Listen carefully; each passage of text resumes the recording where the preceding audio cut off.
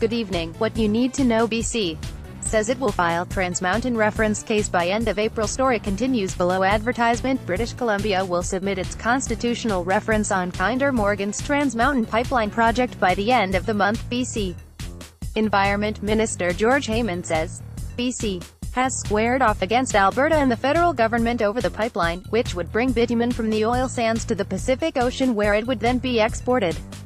The case, when filed, will be heard by the BC Court of Appeal, and any ruling can be challenged and brought to the Supreme Court of Canada.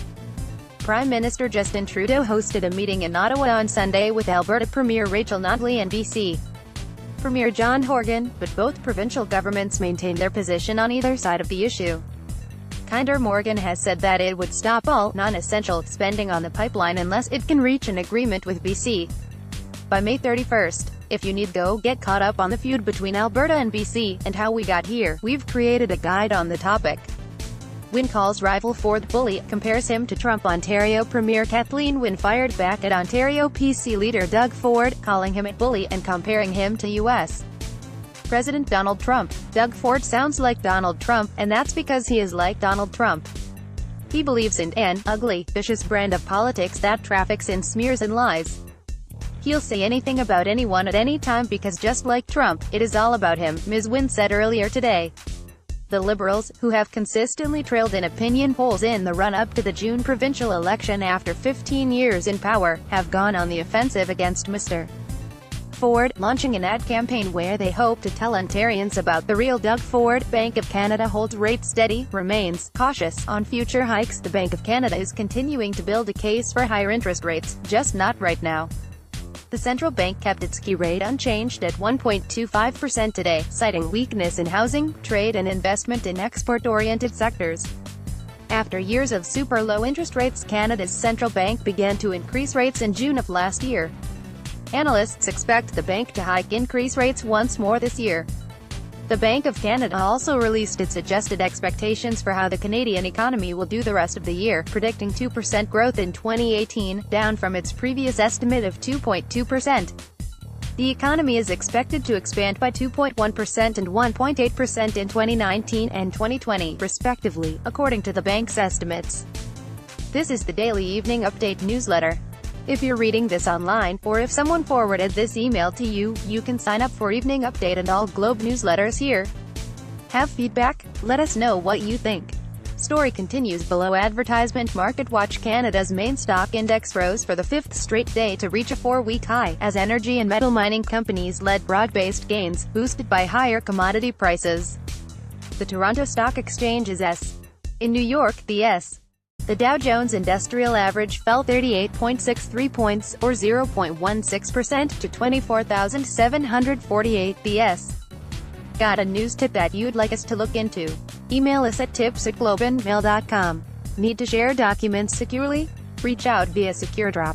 What's trending on social? Melina Roberge, a 24-year-old Canadian woman, has been given an 8-year prison sentence for attempting to smuggle $16 million in cocaine into Australia on a cruise ship. She says that she committed the crime because she wanted to take pictures in exotic locations and post them on Instagram to receive likes and attention during a $17,000 vacation she couldn't afford. Talking Point. Story continues below. Advertisement. Why is Canada angering the Russian bear? Canada's approach toward Russia and its strongman President Vladimir Putin has come full circle since the 2015 election.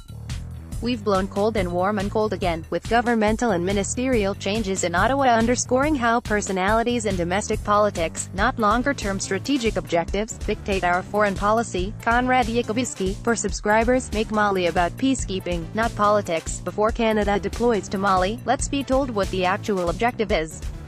If it's to support the so-called stalled peace process, that's not good enough. If it was to be the protection of a small geographical populated area under threat, then fine, deploy Canadian boots on the ground to do so. If it's to win some UN brownie points with a modest, low-risk contribution for future consideration when it comes time to seek a non-voting seat on the Security Council, then stay home. Soldiers aren't political pawns, at least they shouldn't be. Louis Mackenzie, retired Major General and the first commander of UN peacekeeping forces in Sarajevo. Why relationships matter in the gig economy. The first step in this journey is recognizing that while The traditional model of work has been shelved for many. Gig workers are not so different from regular 9-to-5ers in what they need to thrive, a sense of purpose in what they do, and a feeling of belonging and importance. While strong employee-employer relationships can support this engagement, building these relationships will undoubtedly take some creativity in this new world of work. Neurojibagi living better. Joint injuries can be a byproduct of your fitness routine, but there are ways to mitigate the risks associated with high-intensity workouts. Personal trainer Paul Londini suggests lightening the load, fixing your form and ditching the weights altogether from time to time. Long reads for a long commute in Tuktoyaktuk. Residents take a stand on shaky ground against the Before-Seas Advance. A northern community built on a foundation of ice is battling a double threat, melting ground and rising seas, that residents are powerless to stop. The Globe's Matthew McLaren reports from the Northwest Territories. This is the fourth story in Sea Change, a Globe series on how communities across Canada are grappling with rising water levels due to global warming. The first edition in the series went to Halifax, the second to Isles de la Madeleine, K, and the third to Sackville. NB Evening Update is written by Maya Zalam and SR Slobodian.